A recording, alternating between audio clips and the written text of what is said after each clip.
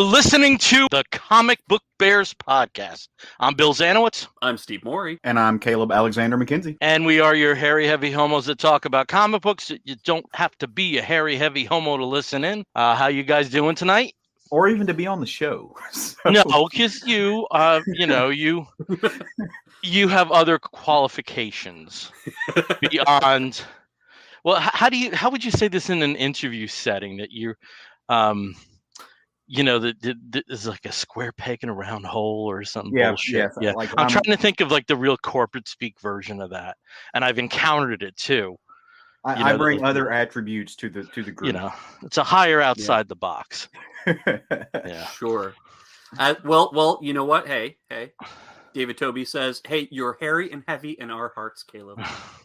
In mine too. Thank you. Oh. or as sort of like everybody in Asia does. Aw, little heart. Mm-hmm. So awesome. Are you doing okay, Steve? I'm doing good. Doing good. It's been a long, dull week. And the hubby has had to go up and do another show up in New York. So it's just me holding down the fort for another week or so. But otherwise, I'm getting by. The animals have decided to camp out under my feet all day while I'm working up here. So it's nice. I have company. Mm-hmm. That's nice. Very busy work week for me. Oh, really? Not tense, but it was filled. It was one of those things where you put your head down, you put your head up, and 3.5 hours have passed. Yeah. Which is in some ways good, that it goes fast, but just very packed, and it's where you weird. Put your head down. It's also weird because like I'm kind of self-paced right now. There's only two of us doing what we're doing, and we set, we're divvying up the work between the two of us. It's a hell of a lot of autonomy, and usually in those situations, I get distracted by everything. Miss Piggy's on The View. Let's cancel that conference call. And I'm patting myself on the back for being an adult. I really have been very good at self-pacing, and I usually am not. So that's good. Yeah. Oh, we have another person's joined here, Lima Nato. Good evening, boys. Good evening, Lima. Hey. Hello. Yeah, that's good. Yeah, I know in the interim, both Steve and I actually went to more comic book conventions, which is wild. Well, after a year and a half, almost 2 years of nothing, Yeah, and then 2 or 3 in the space of 5 weeks, yeah. So, why don't you tell us about the one that you went to? Sure. So Heroes Aren't Hard to Find. That's the comic book store in Charlotte that organizes the annual Heroes Con in Charlotte, which is a big 3-day long weekend with events around every evening. Really big Southern comic convention down here. Every January, they normally put on a mini con. So it's just a 1-day convention. It's in the athletic center of one of the big community colleges downtown. And it's, just a 1-day con, no panels, some writers and artists and guests and things that come in just to sign and, and shake hands and meet people, mostly for vendors, some cosplay. Usually it's a pretty manageable affair. But because they haven't been able to have Heroes Con, they decided that this year they're going to have a mini con at the end of the year, so just this past weekend, and make it a giant size mini con, so 2 whole days. And additional to that, they put it at the convention center uptown where they normally have Heroes Con, which, unfortunately for me, made it look a lot more empty than it probably actually was, because the space is pretty large. Yeah. And even though this was only in one of the main hall spaces, it's known as the Minicon for a reason. It's not enormous. It's nowhere near the size of Heroes Con. And when you use a space that's about half the size of Heroes Con for something that's a quarter the size of Heroes Con, it just kind of makes it feel a little bit emptier, which is too bad, because I know a lot of people were going there because they were excited to have some kind of convention in the Charlotte area, and it's always a good show. There were, a good number of guests that were there.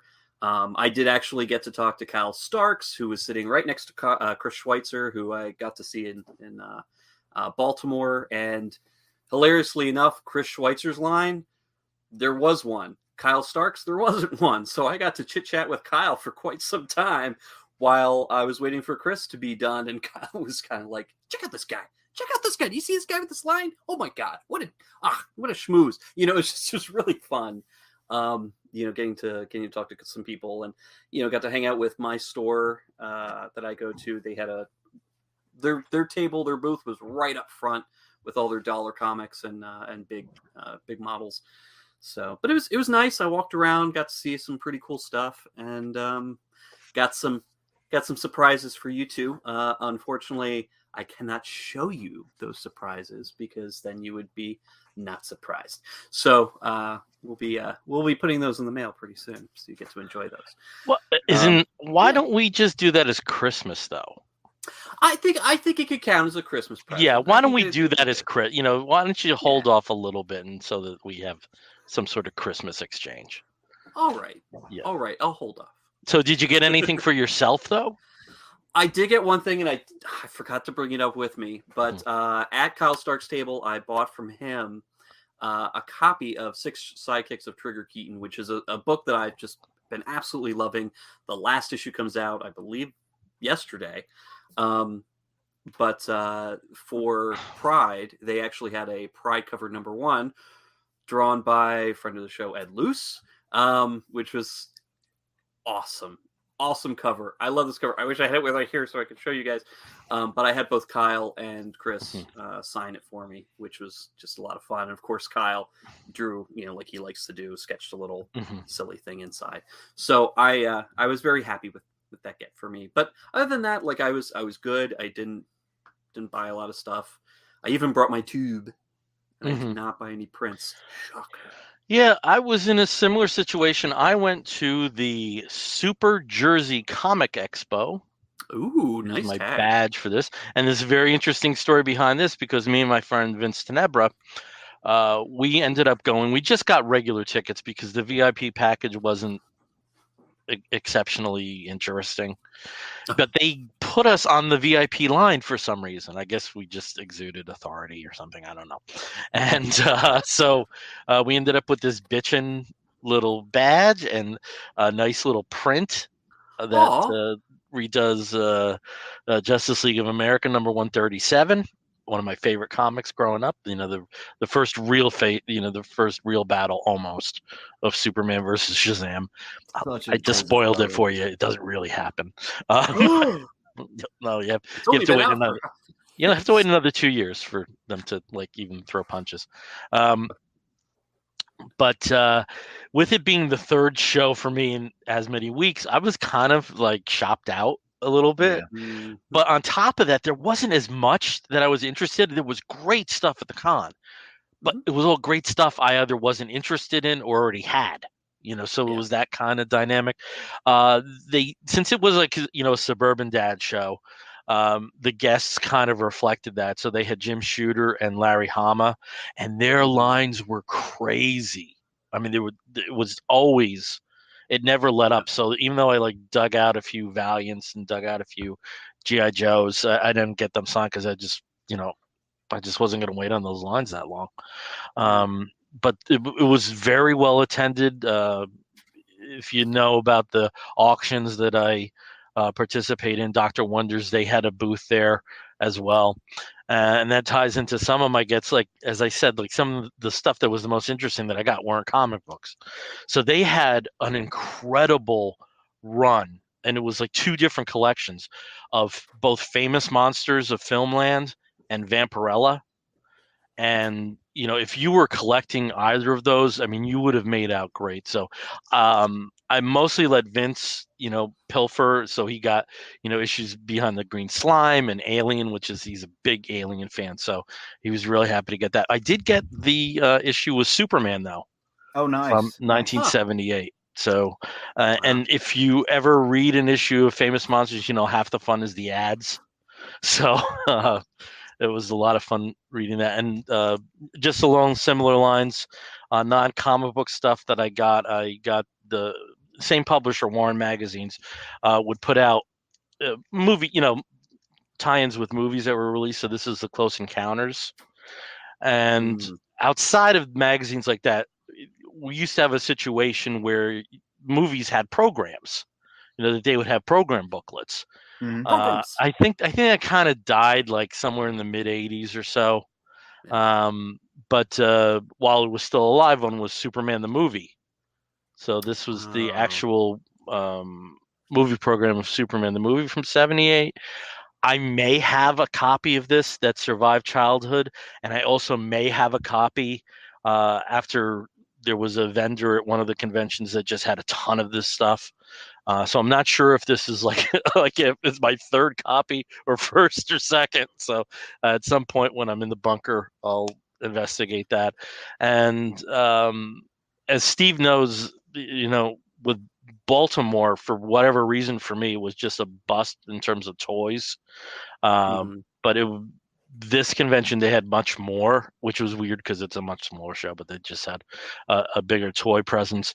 And when it comes to the Funko Pops, the only line that I collect is the DC Extended Universe, the Pops based on movie, the movie characters. I'll collect little ones like you saw the Foster's Home for Imaginary Friends or Gotchamon. I'll get those. But, every once in a while, one will just catch my eye and like, mine. And let me tell you, Power Girl, I just had to get her. This beautiful little. Hi, Karen. Oh, she's an old friend. So, oh, so those are some of my gets. Well, hey, we actually just have been joined by a couple of other people. So James Figueredo, hello, James. Good evening, Hey, handsome bears, he says. And then, of course, John Westhoff throwing up the double devil horns. Hey, John. Yeah, I mean, for toys, that was the one thing. We did have a couple of vendors there that had some toys at the Minicon, but again, I don't know what I'm looking for half the time. So yeah, takes that's one thing I also love though, because regionally there can be such huge differences. Just given what hit retail in one area and didn't hit in the others. And that seems to like just last for like decades, I may have had a ton of like Cable and Juggernaut figures that for some reason in the South were scarce. And 20 years later, it's still easier to get those here. So. Well, I mean, think about it. Like before eBay, before it was easy to have just a massive national or international auction site that everybody could pull their stuff into to find out what people had. This was the best way to go and find those difficult things. You go to conventions across the country in different regions. You go to flea markets, or you travel to find where stuff could have been more plentiful or easier to get. Well, I think a lot of us still do that. Like I rarely go on eBay to find anything. That's like it's a self-imposed rule, but it's breaking a rule. Every once in a while, if I have extinguished all other options.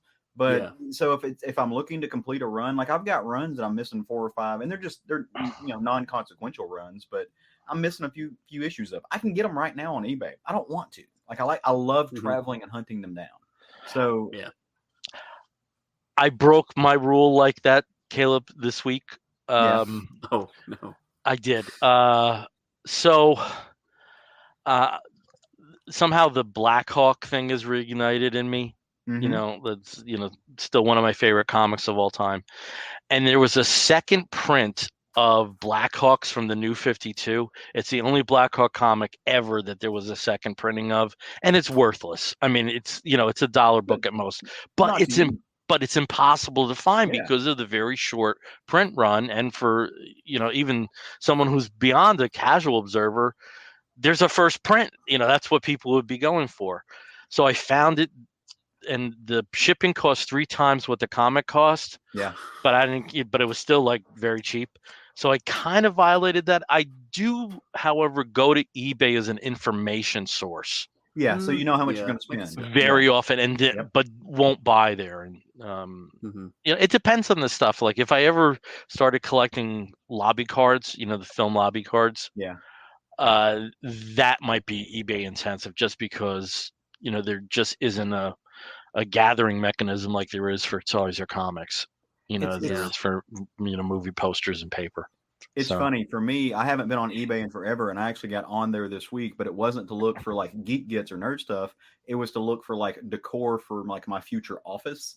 Like I'll end up buying that kind of stuff off eBay, but I still very rarely look for like nerd stuff unless it's okay. I've exhausted all other options, and let me just do this. Or it's sometimes you just got to look up and see what Norm Brayfogle art's out there and whether it's available, and that's eBay. So. Well, every once in a while, I get a little bit of a wild hair and try to find myself a comic spinner rack. And every time, I am sorely disappointed by either the cost, shipping, or the location. Or because shipping, Jesus. half the time it's pick it up your damn self, and it's in Oregon or Montana, and or it's $750 shipping double. It's just at a flea market. I once passed on a spinner rack for $55. Now this was some time ago, 2005 or so. So we're talking 16 years. But even then, that was a really good price. And it was like, where am I going to put it? Someday you find space. Yeah. We had. Let me tell you, like they're gaining on me in here. Look at this. They're slowly encroaching. It's just going to be you in a fort of that's the thing is, poking out. Hi. Slowly, these are going to go into the bunker. Yeah. So the pretty one will stay, but they're going to go into the bunker. Yep. I haven't gotten to do any traveling like you guys have, and I haven't gotten to go to any cons, which is unfortunate. But I do have a couple of geek gets that I got in this week. One of which I got for myself. The other which is a gift, and I can't remember if I showed this off last time. Even if I did, I don't care. I'm showing it off again because it's awesome. So the first one, you guys know how sometimes like you think about the perfect rebuttal to something like after you've walked away like 40 minutes later. Oh yeah, God. Yeah, I hate that. I hate that feeling, and that's kind of what happened to me with Halloween this year. I'm not a costume person. Usually, I don't like. I'll dress up if Roger's wanting to go and do something. Other than that, I'm just going to go and chill. This week, I didn't like. That's what I did for Halloween. But I thought about it after the Halloween party, like on the ride home. Oh, I wish I had this one thing. Let me go find it on Amazon because it would be perfect. And so I now own my own Infinity Gauntlet. Oh, yeah, cool. With light up gems. Yeah. And it's great. And this is why I thought about this, because all I needed was this, and it totally completes the rest of my costume, which is my Iron Man helmet. So that plus one of my lawyer suits is going to be my Halloween costume for next year. So I'm super excited about that. Now the other thing, and this is really what I'm more excited about. And like I said, I don't think I showed this off, but in just in case I did, I'm going to show it off again. I have two really, really great friends that do a lot of traveling, more so than I get to. And because they're great friends, they often think about people other than themselves. And in this one little case, they thought about me. And I do a thing with these guys fairly often where they get to know my taste in comics. And so my good friends Bill and Steve got me this really great thing. It is a comic script. It is The Adventures of the Super Sons, #1, written by Peter J. Tomasi. Carlo Barberi did the art on that. And you see what that is? You see what that is? It says to Caleb. It says up, and aha. And it is signed by Peter J. Tomasi. This is awesome. I love this. Y'all, I love the Super Sons. Those are like almost children to me, and when it comes to like the way I think of comics, this is a prized possession. I love this, and I wanted to say thank you guys. Thank you so you're much. quite welcome. Those two guys, they're okay. I mean, they're fine. They're okay. Big fans. Big fans. They're all right. So thank you seriously from the bottom. Not only because so here's why this is cool too, right? Like I love Super Sons, I love Peter Tomasi, but you guys know, and the other folks might out there, my undergraduate degree is in creative writing. Like that's what my degree is in. I love stuff like this because at some point, even though I want to do law, I still want to write. I want to be a fiction writer. I can use stuff like this as templates. This teaches me how to write comics. And so I've had this. I think this was my first script. I've had something that I got from Justin Jordan a long time ago. That's also like, because we're friends, and so he was like, "Hey, check this out." So this is not only awesome, it's useful. Like if I ever actually write a comic, it will be because I had something like this in my hands. So thank you. That's cool. Well, we're very happy that you enjoy it. We did feel like we knocked it out of the park. Yeah, y'all killed that. This is going to be good. He's going to like this. This is good. This is a good idea. just win across the board. It was awesome. Yeah. So in the interim, I know you guys have both seen Eternals. I am planning to see it this Saturday. I was just waiting for a little more of a cinema safe experience. So maybe we can talk about that next week. If you don't have any opposition to that. So that means we don't have that on the table right now, but we do have the comic books that we have read recently. So that's what we will be talking about. So I guess we'll just start the roundtable as we usually do with Steve. Steve, tell us about something you're reading that you're enjoying. Well, I'm going to talk about these separately, but I did want to show you what my second book is also going to be, because it's related. Completely not by design. I didn't plan it this way. But two of the books that I picked up this past week were Knighted, put out by AWA, and My Bad, put out by Ahoy Comics. Both of these are really great for very different reasons, but they have a very strong connection. And when I talk about these, you will understand why. So I'm going to talk about My Bad first. My Bad number 1. It is co-written by Mark Russell and Bryce Ingman. And art from various people, but you've got Kelly Fitzpatrick and Peter Krause, and art and color, colors and art respectively. You've also got Joe Orsack also contributes to this in a couple spots. But this is hilarious. For one thing, the cover alone kind of gives you an idea of what can you expect. Important new superhero universe. Look, it's got what makes a hero. This one has it all. Capes, masks, fists, power blasts, gritted teeth, tight costumes, valor, feelings, justice. It's a valuable new IP, clearly. So I'm a huge fan of Astro City. Astro City was just a revelation for me. Kurt Busiek's work, almost every issue just fills me with this kind of joy and understanding and love that I know that Kurt has for the superhero genre and for comics in general. Something that I haven't felt or seen with other writers until Jeff Lemire and the Black Hammer universe, which takes that same love letter and again focuses more on the superheroes, whereas Astro City focuses somewhat on the superheroes, but then also on the people in their orbit and just the regular schmoes who go through life in the city. This is not that, but it shares some of the DNA in a very hilarious way. It's like an anti-Astro City or an anti-Black Hammer, in that it skewers its heroes, not in a boys way, not in, it doesn't turn them into, vicious, horrible people. But it really just kind of highlights how goofy sometimes the setup of superheroes can be.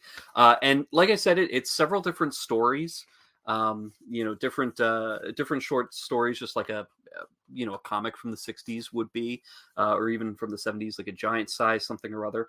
And very much unlike other Ahoy comics, there's no essay back matter in this. Usually in an Ahoy comic, you have tons of essays, several essays and different things. This does not have it, because every single page in this is for My Bad. And it goes from the letters column has been set up very much similar. Tom Payer, the editor, has Tom's Toolbox instead of Stan's Soapbox. Everything's hilarious. You've got where is it?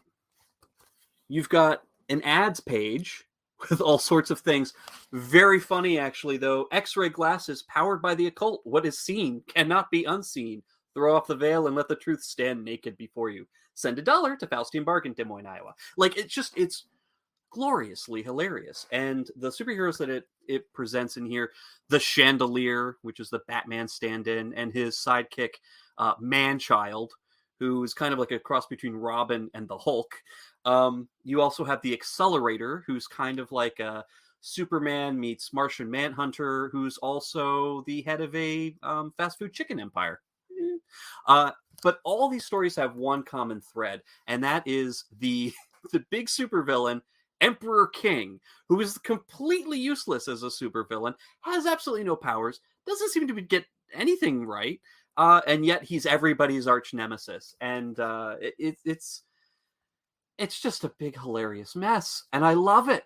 I absolutely love this comic. It had me rolling, it had me laughing. It was great. The stories are fun. You can recognize the DNA of the DC and Marvel comics of the 60s. In fact, a lot more of the DC and maybe Charlton comics of the 60s and 70s. And also includes a Hostess Pie parody comic in the end. You take the cake. But the punchline on this is kind of bleak. But anyway, if you have a chance to find this, if you have a chance to pick this up and read it, please do so, because it is absolutely hilarious. And I know I'm such a Mark Russell booster on here. I seem to have been talking a lot about him this summer, especially. Me too. But this is absolutely worth it. Yeah, me too. Yeah, absolutely worth it. Yeah. And Bryce Ingman as well as the co-writer. I mean, the two of them play off each other in their stories so well. It's great. So, my bad, number one, anti-Astro City, anti-Black Hammer, all joy. Great. That is in my next box whenever they decide to send it. So that was something that was like, oh, that was a very easy check off on the pre-order. Someday it will come. It will come. Steve, where would you say that fits on like the Mark Russell scale? So it's less, I would say it's less political and social commentary. So it kind of stays, I would say it's away from the Flintstones, Billionaire Island, and Not All Robots side of things. Second Coming, yeah. Yeah, Second Coming. But the thing is, it shares a lot of that humor DNA. So even though it's not the social commentary, the criticism, it's got that same biting Mark Russell, cheekiness that comes with it, that kind of makes fools out of the heroes of the story. Yeah. That's just a lot of fun. I was thinking the other day, what if Mark Russell had been part of the active DC roster before Watchmen was happening? Oh, I would love to see him like anybody. Yeah. Moloch, I don't care. Anybody in there. Instead, Moloch. Speaking of Moloch, that ended up being a very depressing book. Oh my God! Yeah, and Dollar Bill was like, "Ooh, Dollar Bill." You're like, oh. I mean, I think he would have went for Rorschach. Was just great. Pardon? I feel like he would have went for Rorschach. Like, probably. That seems almost the easy answer. That's what I say. It's like almost the easy answer, where in the end it may have been something like Silhouette. Yeah. Yeah. I have to say that and Caleb in your and Minutemen were the best. Oh yeah, Darwin Cook that's in his DNA. That's that was, and I still think because none of us were there. I mean, I was alive, but I was baby for the last 3 years of it. Just in terms of an encapsulation as the 60s, I mean that Silk Spectre is one of the best takes on trying to address that ever. And Caleb, in your absence last week, we also did feature as one of my picks, actually, Dead Box #1. Nice. Mark Russell. Yeah. Very, very good. Yeah. I read that. I haven't read the second issue yet, but as somebody who grew up in a small town and grew up in that like small town environment where it was a ritual on Friday, if you were good and got good grades or something, like you got to go like rent the movie. And it was not like the local movie place was like, where did this movie come out? We didn't have IMDb back then, so it was all stuff nobody had ever heard of. It's like some feature films for families shit. But like, so I just like I related to that to Dead Box so well, because I was like, I know exactly where these people are at. So phenomenal book. All right. Well, you basically have the mic, so over to you. Tell us about reading something and enjoying it. Hopefully. Okay. Well, I'm gonna. I botched that one. Try to good. save it.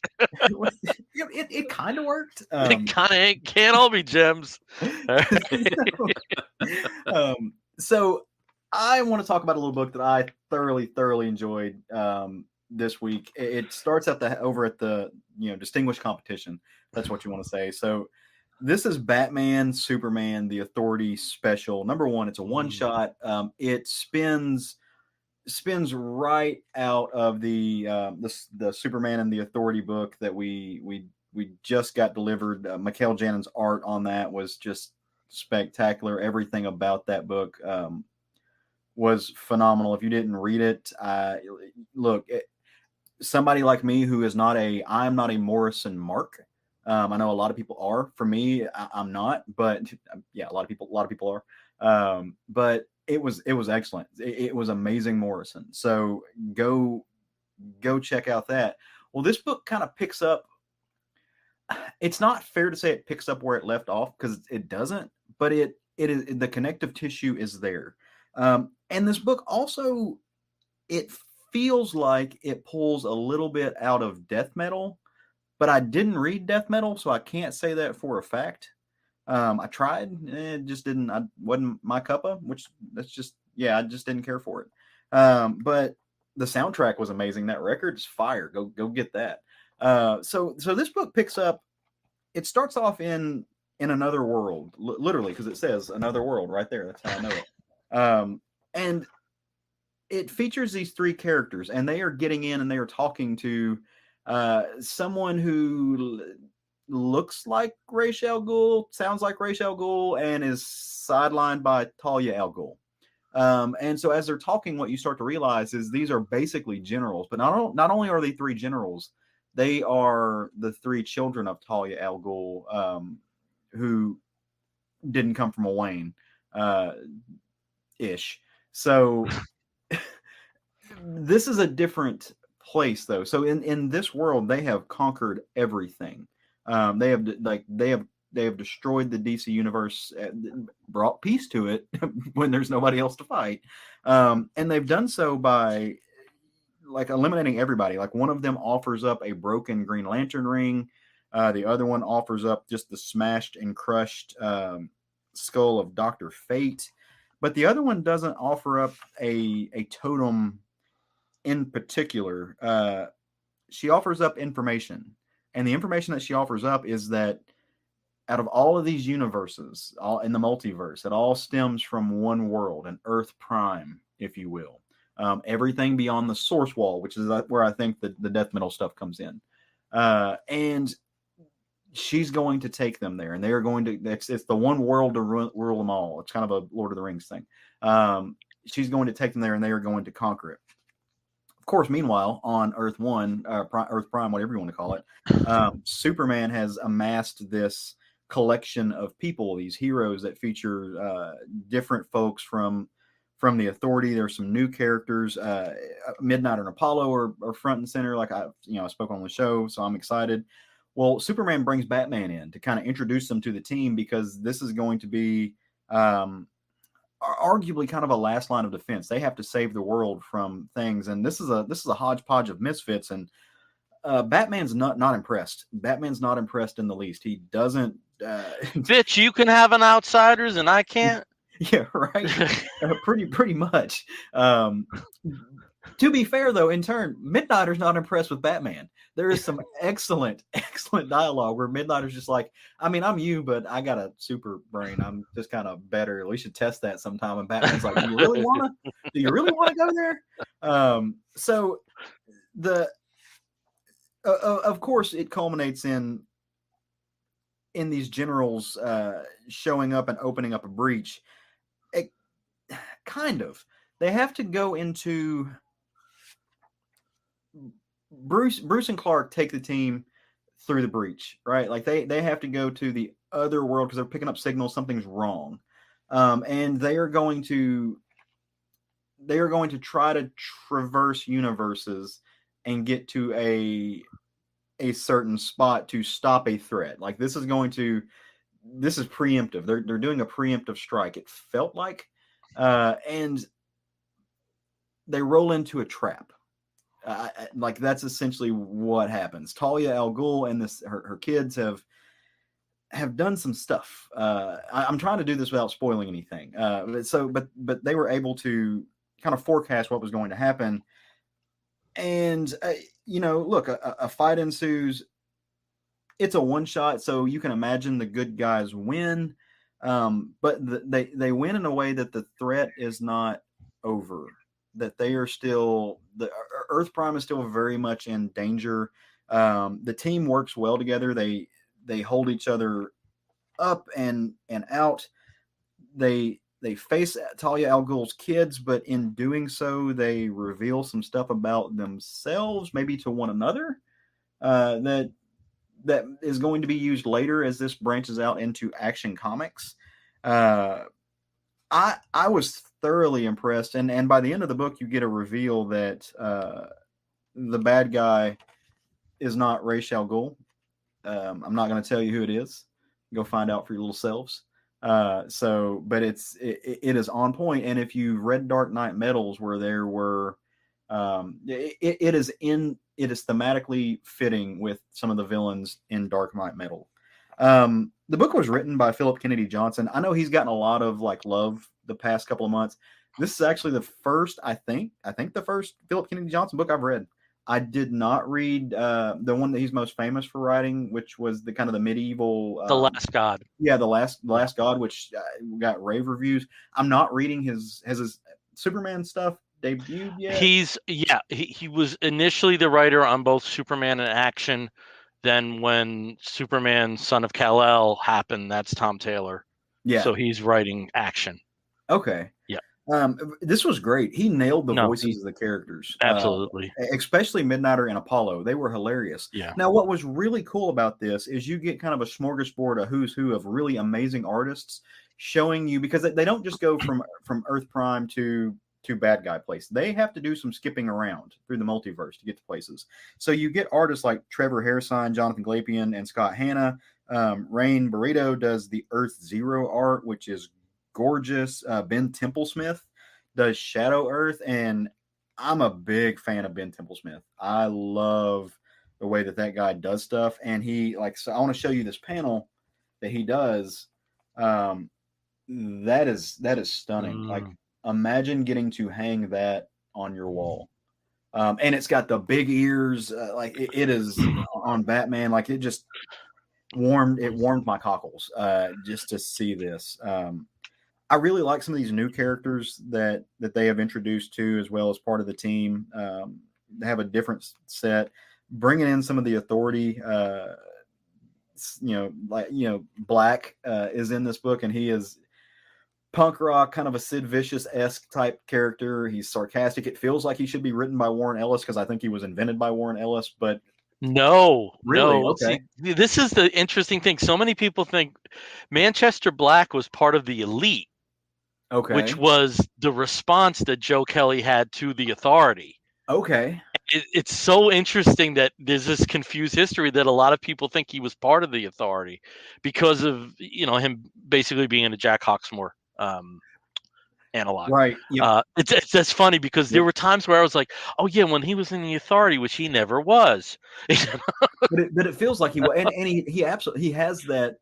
He has that vein, absolutely. He's written to be that character. It feels like something that Warren Ellis created, or that Garth Ennis created in some of his less edgelordy stuff. It has that vibe to it, and and Philip Kennedy Johnson. I don't know if he's British or not. I don't know anything about him, but he really has He's a fascinating guy. Yeah, he is American. He's an officer in the United States Army marching band. That's basically his day job. I remember that episode. If this is kind of ringing a bell, yeah. So, but just apart from all that, he's a really interesting guy. Has an incredible voice for these characters. Yeah. Just gets it. Gets Superman down pat. Brings all the joy. And I can imagine as a writer, it's hard to juxtapose. Like when you have characters like Batman and Superman, any one of them soaks up all the room on the page with their personality. Writing Batman and Superman next to each other, that's got to be a task in order to balance it out. And he does it really well. Having those two, it was funny when it needed to be. It was serious when it needed to be. Really played them off of each other well. Loved seeing, Batman just being cynical, just all throughout the story, even as he's like sneaking off and doing his own thing as they're fighting these demon monsters. I can't recommend this book enough. And like I said, go read the Superman and the Authority 4-issue, I think 4 or 5 issues. 4. Yeah, 4. It was spectacular. And I actually just signed up for Action Comics. And I am not awesome. I just put it on my pull list. I don't think I've ever had Action Comics on my pull list before. Wow. No, I'm not a Superman dude, and nothing against it. Just not a Superman guy. I'm a Wonder Woman guy, and so yeah, I know. Shame on me. I'm not saying shame. It's just surprising that it's never been a factor at any point. I've picked up smaller runs, but I've always picked them up off the shelf. I've never committed it to my my pull list. Now, I will say this. Part of that is because I did not learn to appreciate Superman until I was older. I was not. I think there's a lot of people that are like that, though, too. That there is like a run like All-Star Superman or Superman Birthright that finally brings people in. I think there's a lot of people that are in the boat that you're in. The series that did it for me, and it's a surprising because I don't think it's on anybody's list. It was Superman for All Seasons. It was Tim Sale, Jeff Loeb. That is the book that really made me learn to appreciate that. That book taught me to appreciate Superman. And then I've read All Star Superman. It's not my favorite, but I understand why it's like the pinnacle of Superman. It's on everybody's lists because it is something incredibly special. But yeah, I don't know. I did not learn to develop the empathy that I think it takes to connect with Superman until I was, late 20s. And so I'm just, I'm 34 now. So I'm just kind of getting into this world where I prefer to read my characters that way.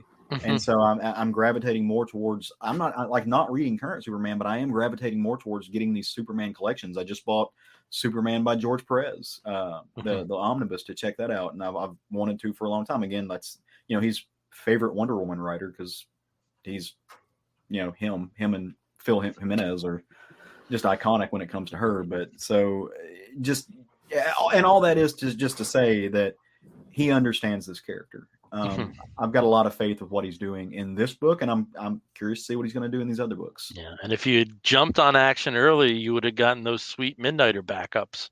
I know. I've got to go back and collect them. I've got to go back and find them. Like I said, they haven't announced a Midnighter trade yet. Yeah, and I can't imagine that they wouldn't collect those with that. So I would just see if that's how that's going to go down. When you had mentioned Superman and the Authority, the Grant Morrison written book, which doesn't take place in this timeline. It takes place in what was going to be the future state 5G timeline. Okay. And I thought, oh my God, you're going to talk about that. That's like on the bottom book here because I got these in order. I was like, oh Jesus, I can't even bust that out. So I was curious about that though, because I was talking with our buddy Hassan the other day, who's part of the EOC family, and we were both kind of scratching our heads because we thought it had to have taken place in a different timeline, because you kind of get Superman as like Daddy Superman, like he's got the Reed Richards. He's got the gray hair, just fucking hot. With the beard, the salt pepper beard. Oh, could like heels to Jesus could get it. Just like, but then you get then you get this book, and then you get what's going to be happening in Action Comics, and it's just regular Clark as we know him. So we were very confused about where on the timeline and how this happened. If this was just like an editorial idea. There is an article somewhere that I want to say is possibly Bleeding Cool, where it is discussed, and the opinion was that they were so far into the third issue that there was no point in trying to rejigger it like they did with Future State. And plus it's Grant Morrison, so it'll still shine through. So basically, they're taking threads from that into the main storyline. It's the same team. It's a different thread. It's not being a proactive organization, much like ForceWorks or Extreme Justice in the 90s. I'm sure Grant didn't steal from those, and so they're taking threads from that, but they're leaving it as kind of like in its own world, what would have been part of 5G. Okay. Because of the older Superman. Yeah, so it's a little weird, but DC did make a decision at some point that they were not going to try to retool this. Also, talking about Future State, which I hated with passion.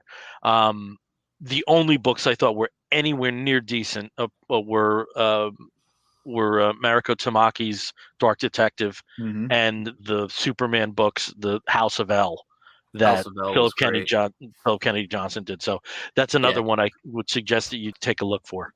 I did read that. No, I did. Yeah. So this is not my first PK, or whatever his initials are.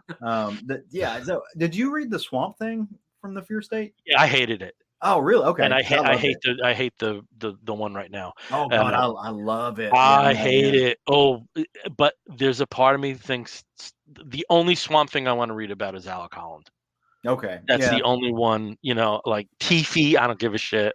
I don't care about this guy. I think it's somewhat interesting backstory with him with the problems with his dad and the accomplishments. But I only want to read Alec Holland. That's the only character I'm interested in.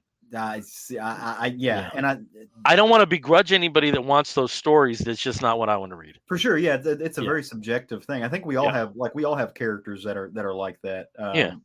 With me with Swamp Thing, I love the story and the opportunity to tell the kind of stories, especially in a world that global warming is a real thing, and we have all of these issues happening.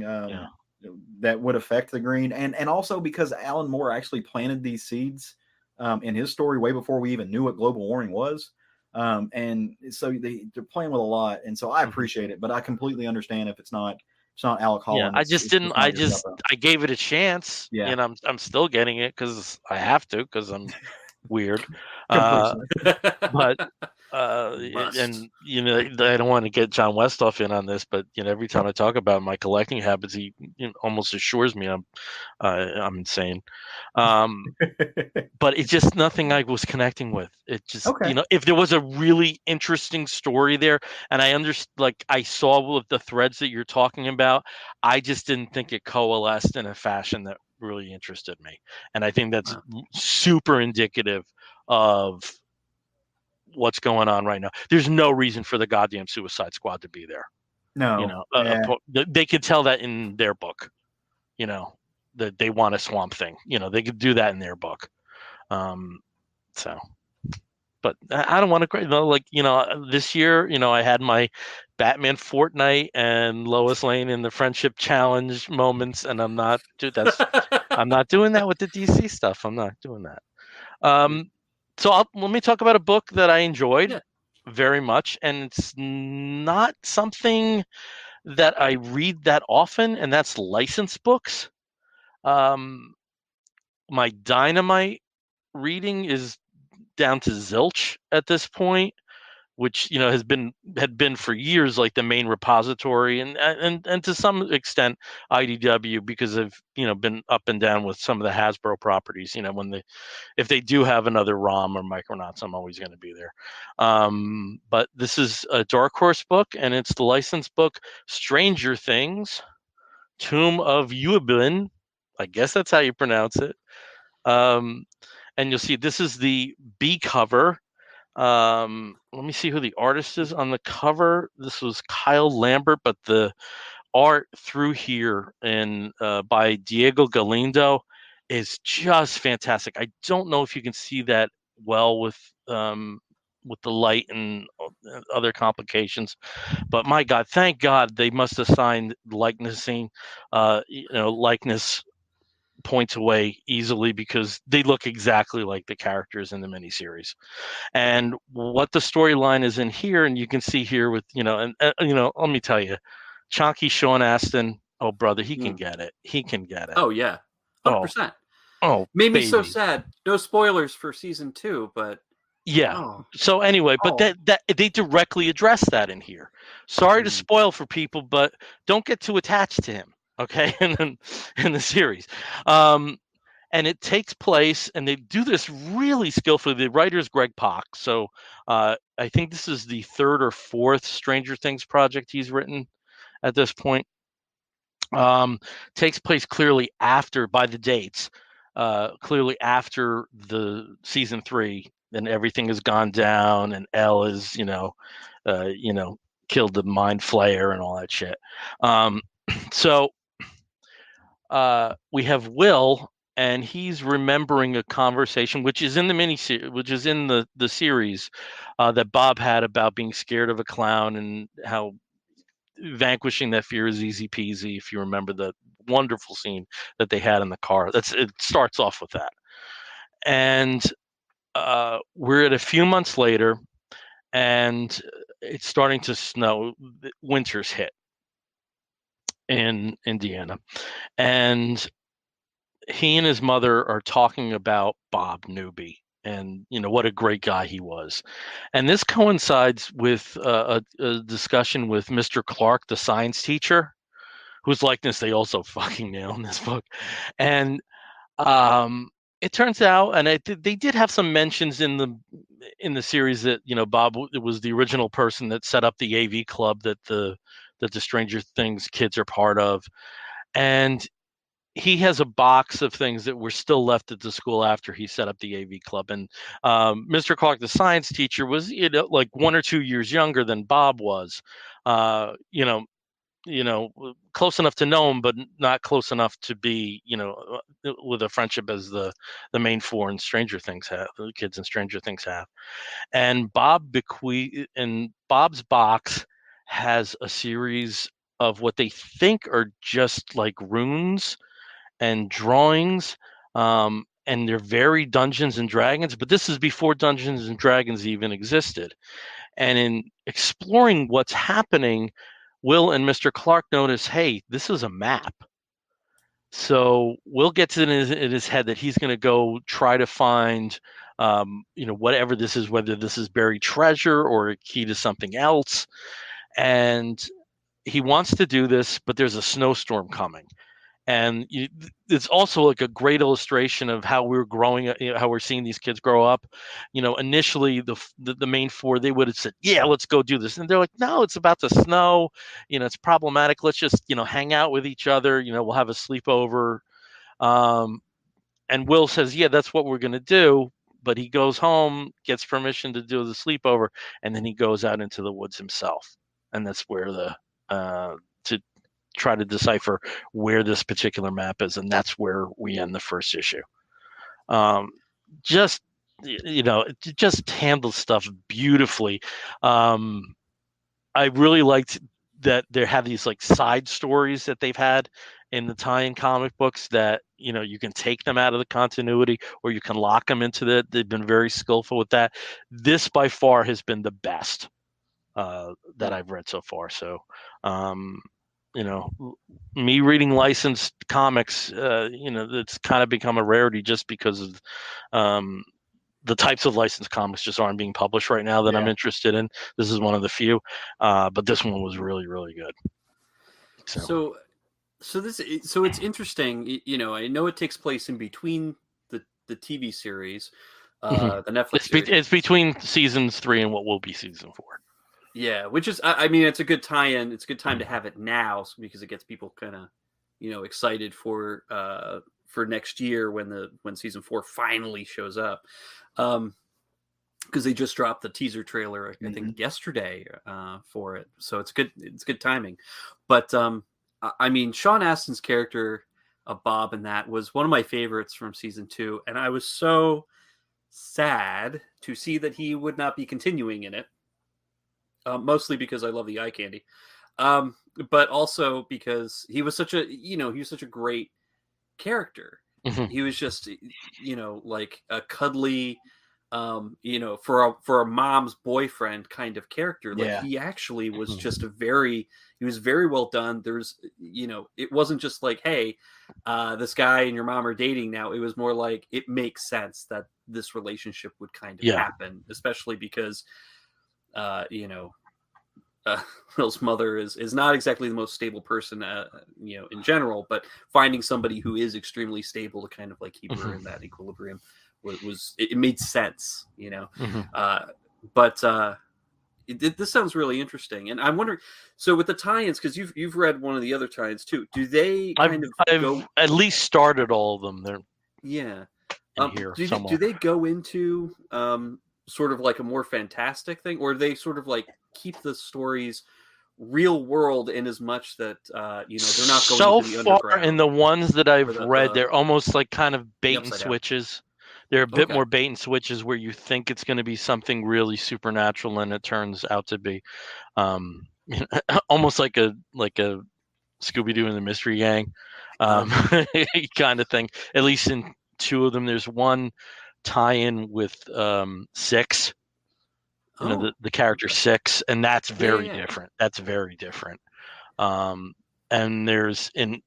that has some background information that, if it is part of canon, is extremely interesting and maybe a foreshadowing for some things that we may see down the road with 11. But this one, it just hit all the marks perfectly, and also as a single issue, as an issue number one, it was perfectly constructed. Really enjoyed this. Yep.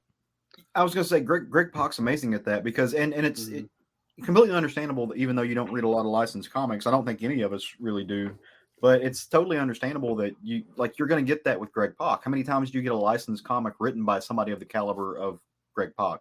And he is really, really good at writing these in between stories, because he did the same thing in Star Wars in some of that work. He is really excellent at taking these points in continuity, be it of something that's a smaller continuity like Stranger Things, or something that's astronomical continuity speaking as Star Wars. He is so good at threading the needle and telling a story that is perfect for this little segment of time. Very, very few people, I think, can do that as well as Greg Pak that are writing comics today. But if you do come across this, I would suggest you pick it up and see if you want to lock in for 4 issues. This really surprised me how well it was executed. Yeah. Plus, try to find the B cover, because chunk. Look, who among us has not had a mysterious box lead us out into the woods? There's no judgment for these characters.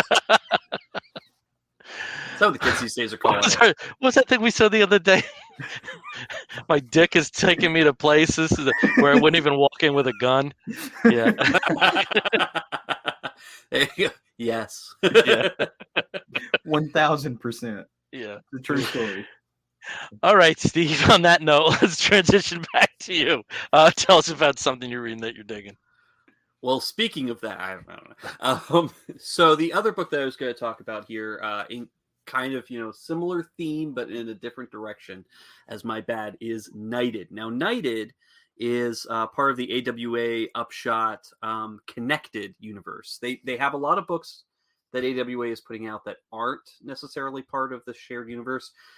This book is squarely in that it takes place in the same world where, they just gotten over a really bad plague that killed about 400 million people, and turned about 5% of the survivors, the people who had the disease and lived, into people with superpowers, from minor superpowers to like pretty major ones. And so a lot of the big books, like Telepaths and The Resistance, are dealing with sort of that bigger universe.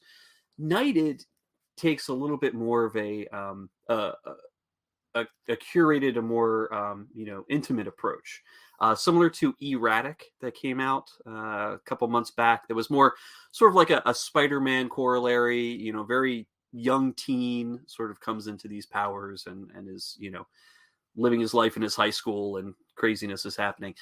Knighted starts out not with the superhero, but with a poor schlub named Bob, who has just proposed to his girlfriend of 3 years, or actually probably longer. They've been living together for 3 years. And unfortunately, her answer is right there on page 1. No. So what a great way to start this book off. Sad trombone. This poor guy, Bob, kind of geeky. He's a crime analyst that works for the New York City Police Department. Just doesn't get a lot of respect, not even from his girlfriend, who's the commissioner's daughter. So already, it's like, hey, they're setting up like he's got this girlfriend who just thinks that he's kind of a nobody. So poor guy. So of course he leaves the restaurant all distraught and runs into basically one of the, I would say, minor powers having survivors of the plague, who just kind of is showing off his power for $1. In fact, that character has shown up in other books in the AWA different series. But here he's basically being harassed and beaten by these 2 thugs who happen to have what look like cybernetic implants in them. Pretty advanced cybernetic implants, in fact. And we haven't really seen that as much in these comics yet. Bob witnesses this. He tries to stop it. And then the thugs go ahead, steal the ring that he was going to give, and fly off on these sort of like drone-like helicopter blades that just pop out of nowhere. So, already this is kind of like, this is a little bit too much for this universe. That's already kind of reeling from the fact that there are people with superpowers here. While he's, he goes to the precinct to try and figure out what's going on. He's spotted some information here that's related to a lot of disappearances. People have been, disappearing or being harassed by similar type of people that the police just can't fight. And of course, the police there are like, well, that's not for us. There's the Knight, who is the new New York City or Gotham, sort of superhero who's fighting the good fight. We don't know too much about him. Maybe he's got superpowers, maybe not. He's just a vigilante that, of course, the police don't wink, wink support, but pretty much are relying on him to take care of a lot of the more untraditional, non-traditional kind of crimes and attacks. And so Bob, of course, extra distraught, heads home. And while he does, he notices something near a hospital, what looks like a wire that's wrapped around a gas pipe unsafely. So, of course, he unties it. And unfortunately, it was a support wire that the Knight was using to support himself peeping into ladies' windows because he is a total lech, which is not something you would expect your resident popular vigilante to be. Unfortunately, also in tying that, sends him to his death, and he dies. So the Knight, basically, by the time he shows up, is a corpse bleeding out in the street that Bob, unfortunately, has caused. Along comes this super-powered, Knight Rider style supercar, pulls him and the body of the Knight into it, and zooms off into the Knight's secret lair, where he encounters basically Alfred. Alfred mixed with Lucius Fox, who's there serving as the Knight's assistant. Let's just say that the Knight, not a good person. Nobody likes him, but he serves a very important purpose. And so the Lucius Fox character, who is Ash Devane, decides, you know what? We still got to have a Knight. So Bob, what say you? And that's kind of where we're, where this is going. Now, there's some humor in this. There's a lot of unexpected stuff. But here's another situation where you've got a superhero corollary to Batman, clearly, in a almost like a Dark Knight Returns style universe, where instead of mutants, you've got cybernetic, thugs that are being led by somebody called the Bone Man. Basically has a whole bunch of cyber tech people who just throwing their weight around, being anti-superpowered people. But it kind of takes the whole, noble vigilante trope and just kind of shoves it out the door. The guy's a complete and utter douche. Nobody likes him who knows him. And really, it's not the guy that makes the superhero. It's just the symbol that makes a superhero is kind of the implication here. With the fact that Bob, maybe he's going to put on the suit and maybe he's going to take the place. Because really, I mean, Bob doesn't have any superpowers. He doesn't really have anything. He doesn't have all this money, but Ash Devane does. Because now everything's in his name. And, the Bruce Wayne corollary, Chase Black, is no more. So here you go. You've got Bob that could possibly step in and be that superhero.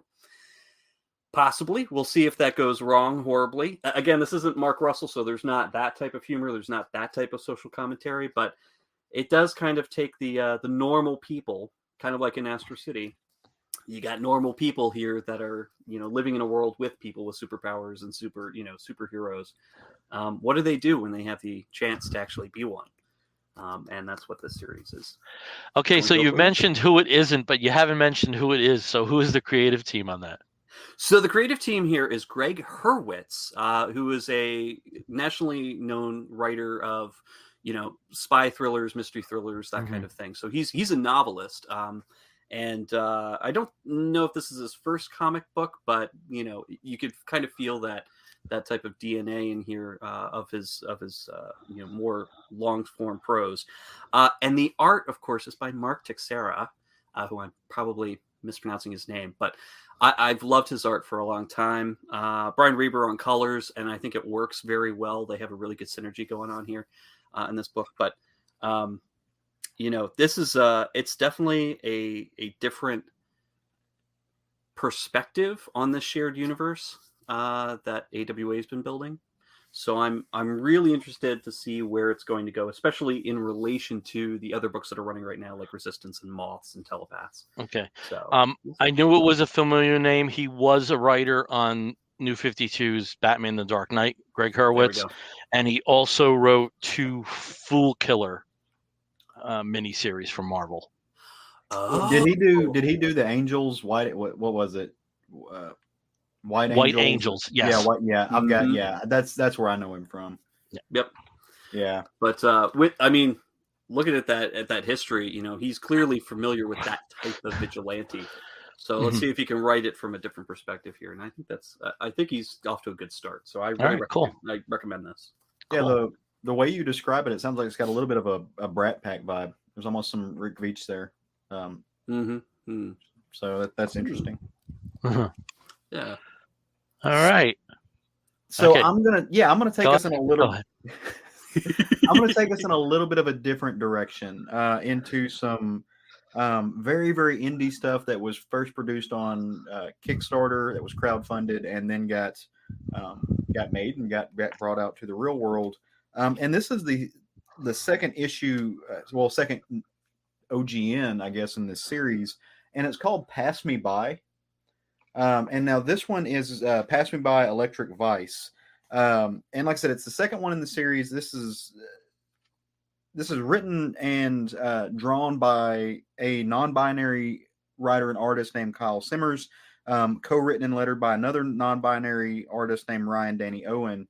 Both of those individuals live in Canada, I believe. And it's incredibly good. Way different from the first OGN that I read by that duo.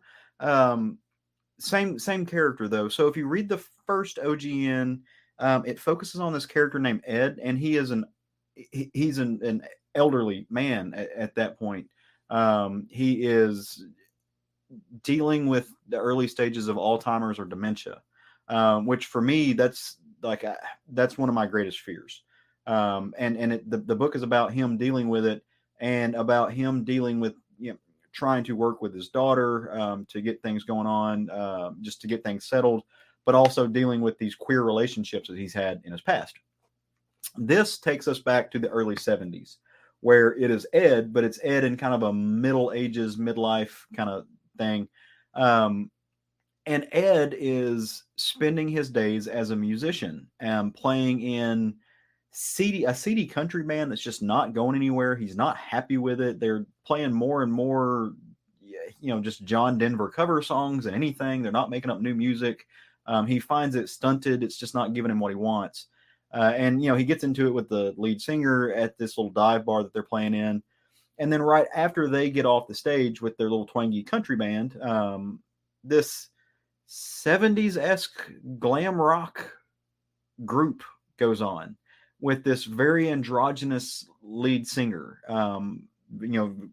What we would call, I think, what we would consider to be a non-binary individual today.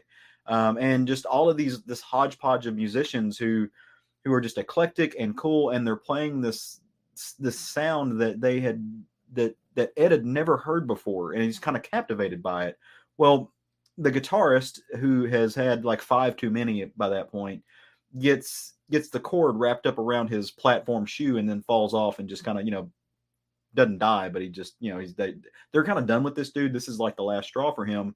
And so this lead singer, as they cart the guy off stage, he's like, hey, we're going to take 15 to deal with the fact that we just lost our guitarist. Be right back. The lead singer gets down and, saunters up in all of his like 70 glam rock disco metal coolness and starts talking to Ed, and he's like, hey, you did awesome with the opening band. And Ed's like, oh, you saw that? He's like, yeah, well, why don't you like help us out here and come play? Ed, being a savvy guitarist in his own right, says, yeah, I mean, I guess I can help you out. I can just follow. I'll pick up where you're going. And does. And he gets up on stage and he plays with this group, and something clicks. Something very special happens with this group of people.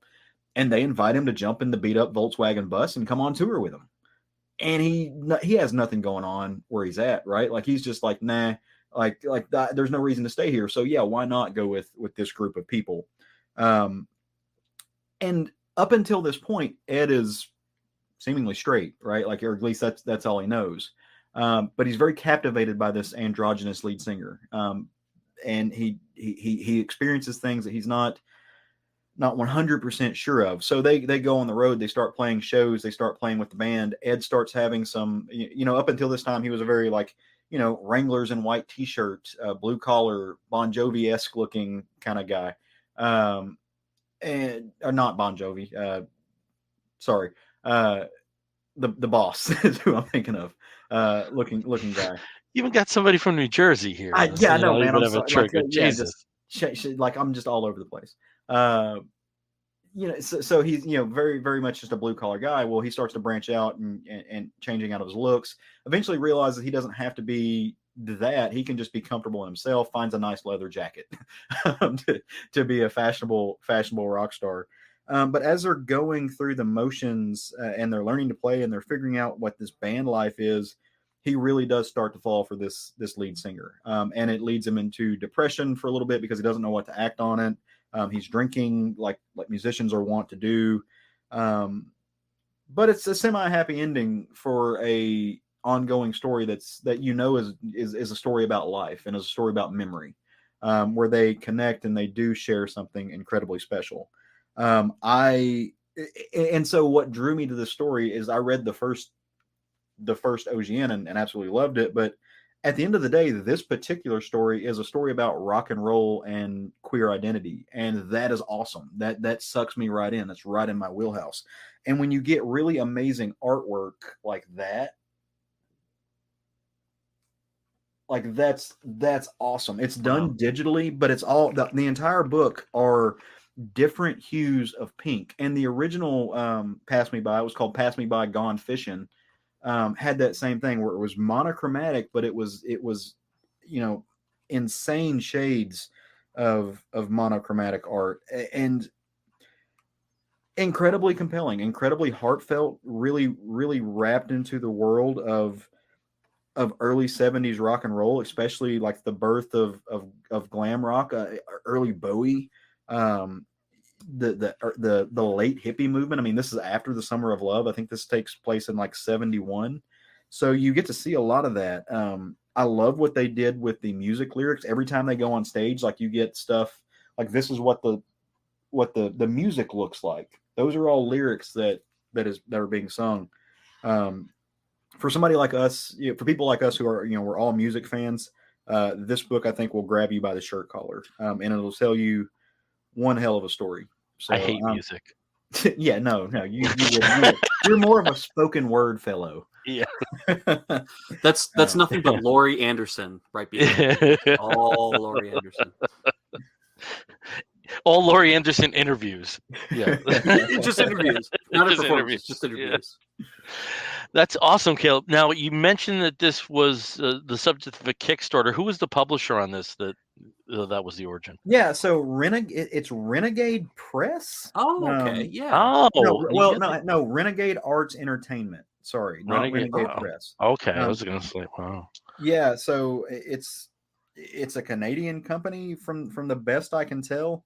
And it described itself as a queer love story set in the outrageous world of 70s glam rock, and that's exactly what it is. So just really, really impeccable. See if you can find it. I don't remember if I signed up through Diamond, or if I backed the Kickstarter and I just kept getting it, because that happens sometimes. Because apparently Caleb drinks and then orders Kickstarter. That's your eBay. Yeah, drinks and supports Kickstarter. You know what? Hey, every once in a while, there's that mystery box that like just appears, and you're like, yeah. What is that? And it's too close ago. Yeah, that was the thing I kickstarted 19 months ago. Yep. Yeah. It's too close to the holidays to be having that happen. Yeah. Yeah. Well, that sounds really interesting, and I would like to check that out. Sounds good. We have John Runyon popping by. Bunch of rock stars right here. He hopped in right as Caleb was talking about the last book there. True. And everybody pray for, like, put your positive karma out there. I sent something to John this week, and just let's hope it gets to him relatively unscathed through the U.S. mail system. That would be great.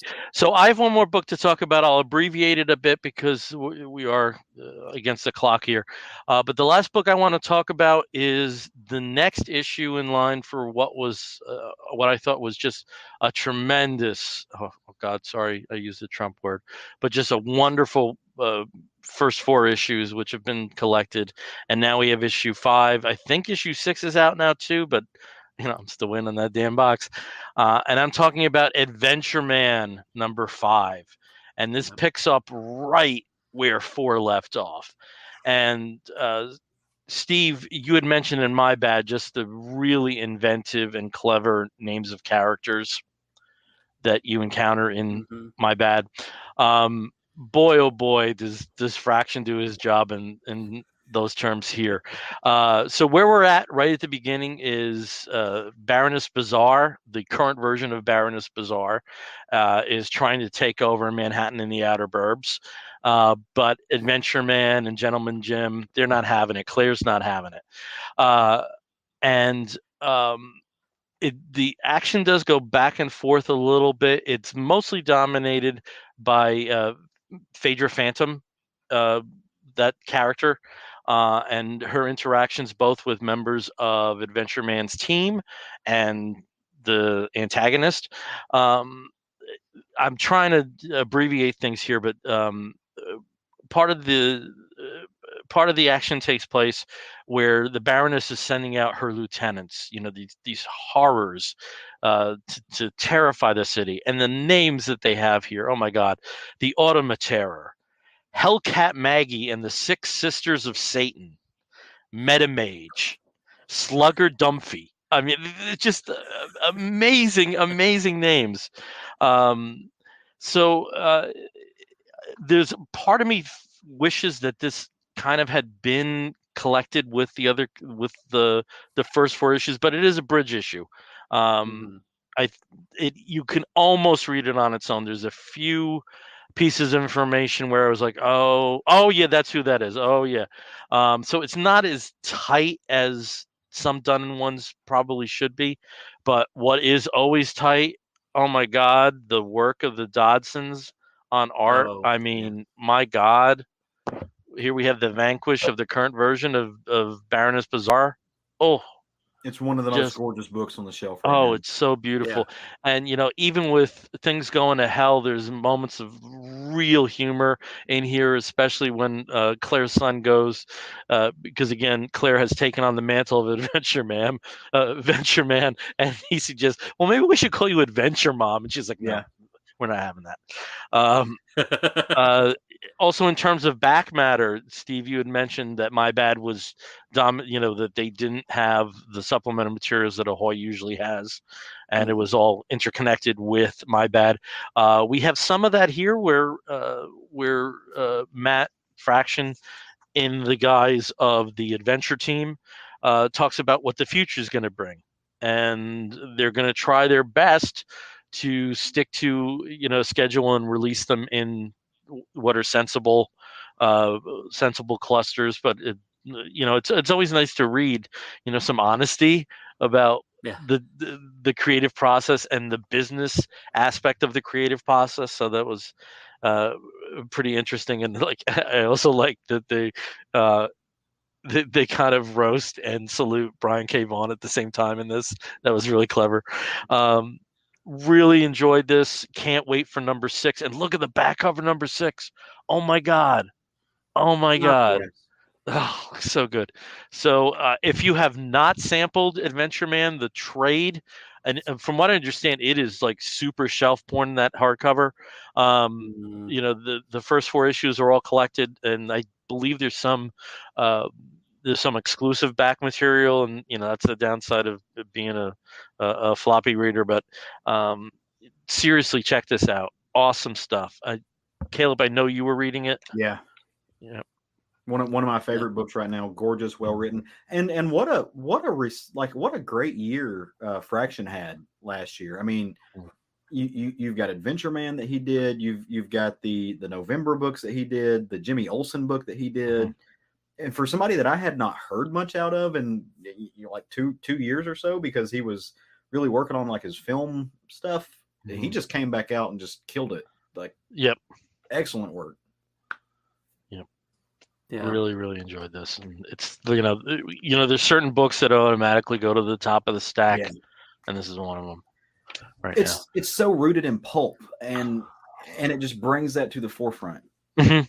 And somehow adapts it so it works in the current day. It doesn't feel like pulp, but those roots are there. The roots are there, the nods are there, but you don't have to know a damn thing about Doc Savage. No. It helps. It might add to your entertainment, value, to your bang for your buck, but you don't need to know a damn thing. You just need to know what influences and what has brought Claire into the position that she is. So really good. Really good. Love Adventureman. It's so and I still call it Adventuremom. Like in our group chat, it's gotta be Adventuremom. Did you read Adventuremom yet? Because it's amazing.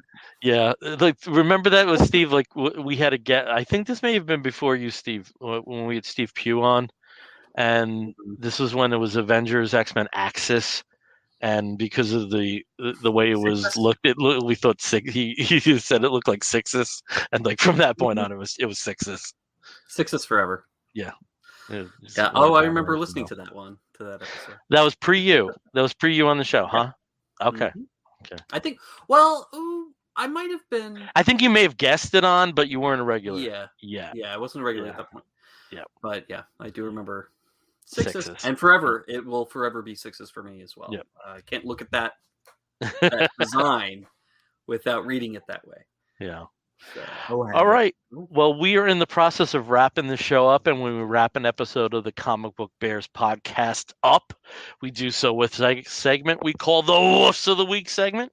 In the bear community, if you find a fella attractive, be him chonky or not, you woof at him. And we do something similar here. We woof at something that may be a film, maybe a TV program, may even be a comic book, maybe a charitable initiative, anything under the sun that we think you, fair listener, or in this case, viewer, may be interested in sampling. I'll start as I always do with Steve. Steve, what is your woof of the week?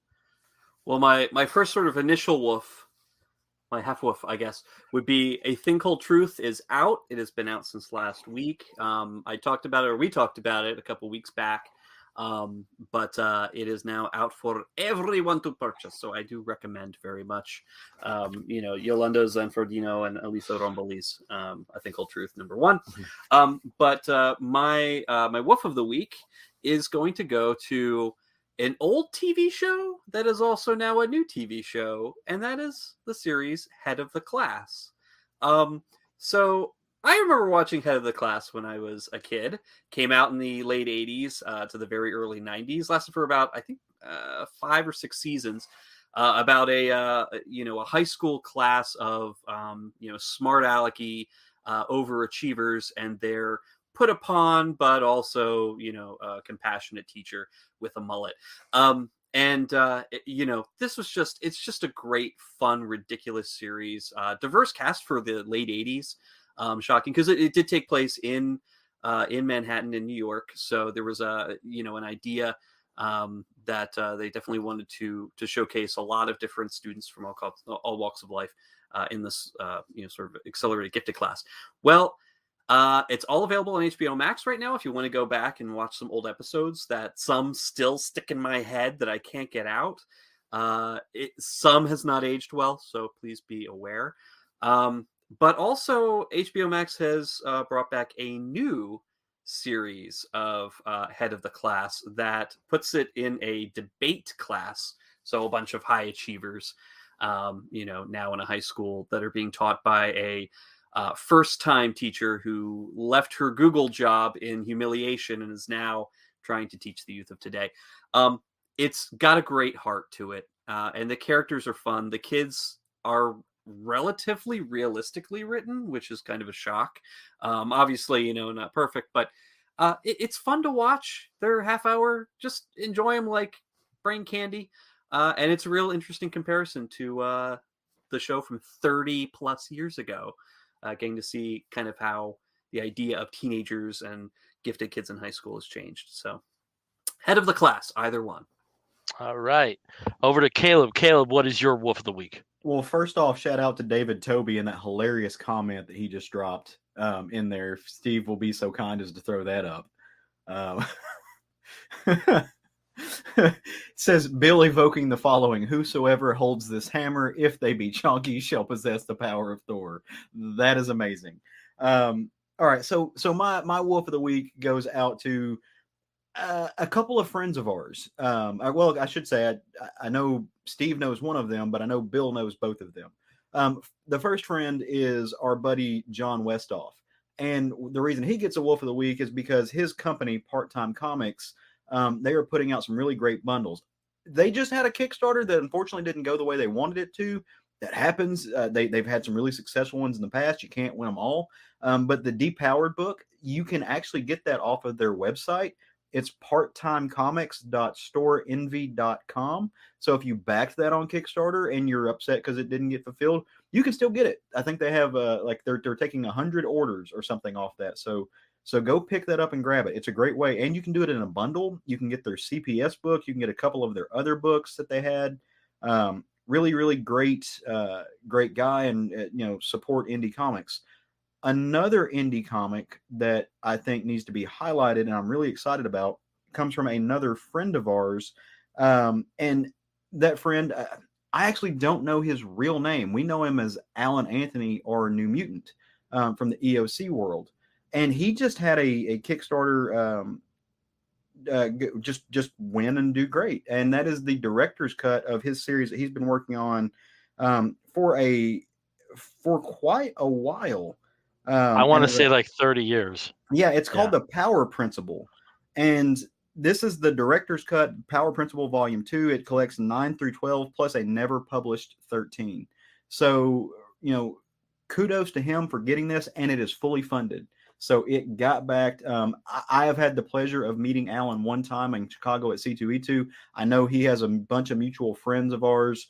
Like everything I know about him, people just really, really appreciate him. Super nice guy. And for somebody who's just making comics for the love of making comics, I'm glad to see that his baby got funded. So yeah, congratulations. Yeah, Alan was also a guest on the first live show that we did. Oh, okay. Yeah. New York Comic Con. Yeah, he was there. Okay, so it's like friends of the show night. So my wolf of the week, and this is something you don't have to buy. You can just go over to a website and sample it and enjoy it. Our friend Steve Bryant recently released a 3-page autobiographical comic called The Bad Guys, which you can access on his website for his other series, Maximum Rex, MaximumRex.com. Okay, yeah. So it's tied into Athena Voltaire. Steve, I'm still waiting for my copy of that. Speaking of Kickstarters, but I know his last name begins with M. Mine begins with Z. I'm used to this since I was 7 years old. But outside of Athena Voltaire, but tied into Athena Voltaire in 2016, Steve had an experience when he was promoting Athena Voltaire at the San Diego Comic-Con, where he encountered, and I really don't want to give too much away, so I'll do my best because this is only a 3-part story, but it is such a powerful and well-executed 3-part story that if there are spoilers here, I just can't help it. He encountered somebody when they discuss Athena Voltaire and who the adversary is for Athena Voltaire. Had a reaction that Steve was very, very surprising. And as time has gone on, and we've seen the rise of Trumpism, and currently as we're recording the show, this is when the Kyle Rittenhouse trial is happening, and some other developments that work into elements of white supremacy have become very prominent in our culture. Let's just put it that way. It's Steve's examination of that and wondering about this person he had an encounter with, and was he somebody who was just like us but just always misinterpreted what was behind heroic fiction. And it's a really affecting 3 pages. The only criticism I'll say, Steve, is, Steve, I know it's an autobiographical comic, but you are far better looking than you draw yourself. So I do have to say that you give yourself a break. Draw you like the handsome fellow that you are. Okay, that's all I'm going to say. So again, over to MaximumRex.com to sample that, and it's called The Bad Guys, and it is worth your time. That's awesome. Yep. Steve, were you about to say something? You were about to. Actually, just I'm gonna throw up the link as well here. Okay, great. Also, for people watching on Facebook, YouTube, or Twitch, I've also put up the link for Part-Time Comics to go to their store, to their Store Envy store, so you can go and purchase there as well. All right. I love when the Wolves of the Week are, that there's a connection with us. I love that. Sometimes, Steve, you screwed up. The others are great. Look at the head of the class credits. Maybe there's something you can. Maybe I know that. That's the one thing, though. There is something very problematic that exists in the original head of the class, and it is a particular actor who is in head of the class that if you're familiar with the sort of the seedy underbelly of Nickelodeon shows, you're gonna recognize this person. So just a heads up, that the seedy underbelly of Nickelodeon shows. Oh, there is some stuff. There is okay. All right. Stuff. Spill the tea. Right. Okay. All right. Go down that rabbit hole. Well, that's a story for another time, but something we can't get into right now. But maybe after we leave you, we start talking amongst ourselves. Maybe we'll educate ourselves in that fashion. So again, we are the Comic Book Bears podcast. You can find us on the Twitter and the Tumblr and the Instagram as Comic Book Bears. You can find us on the Facebook as Comic Book Bears Podcast. If you want to listen to us, you can access us through Apple Podcasts, through Stitcher Radio, and many of the other podcatching platforms. If you want to write to us, please do so by sending an email to comicbookbears@gmail.com. If you tuned into us for our live stream at Facebook, thank you very much. Please go to our YouTube channel and like and subscribe to us there. Leave a good review if you enjoyed what you've seen and heard. And until next time, I'm Bill Zanowitz. I'm Steve Morey. And I am Caleb Alexander McKenzie. You're going to hear Wolf and an Explosion if you're listening to the audio version. We'll be back real soon. Take care, everyone. Whoa.